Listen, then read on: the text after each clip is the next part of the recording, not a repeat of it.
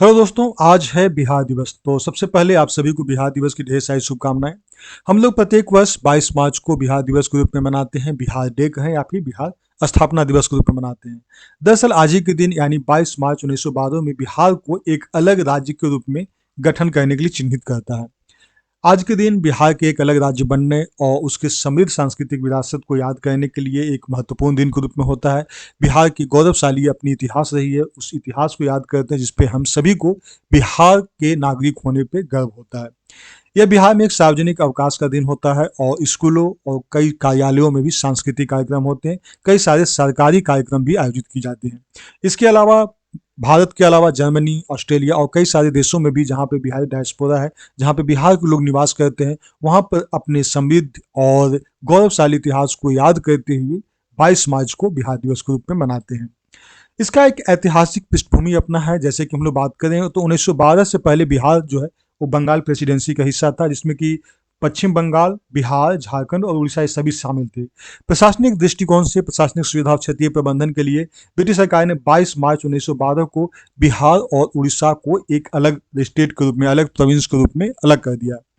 और ये निर्णय बिहार को एक स्वतंत्र प्रशासनिक इकाई के रूप में स्थापित करने का एक महत्वपूर्ण दिन था। बाद में 1 अप्रैल 1936 को उड़ीसा को अलग कर दिया गया बिहार से, 1 अप्रैल 1936 को।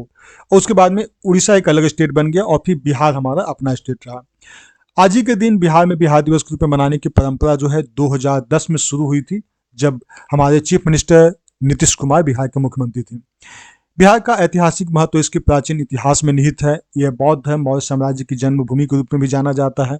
प्राचीन विश्वविद्यालय जैसे कि नालंदा विश्वविद्यालय, विक्रमशिला विश्वविद्यालय के लिए भी प्रसिद्ध है। इसके अलावा बिहार ने भारत की स्वतंत्रता संग्राम में, स्वतंत्रता आंदोलन में महत्वपूर्ण योगदान दिया है, जिसमें कि कई सारे स्वतंत्रता सेनानियों को जन्म दिया है, जो कि इस पावन धरती पर वो शहीद हुए हैं अपने आंदोलन के दौरान।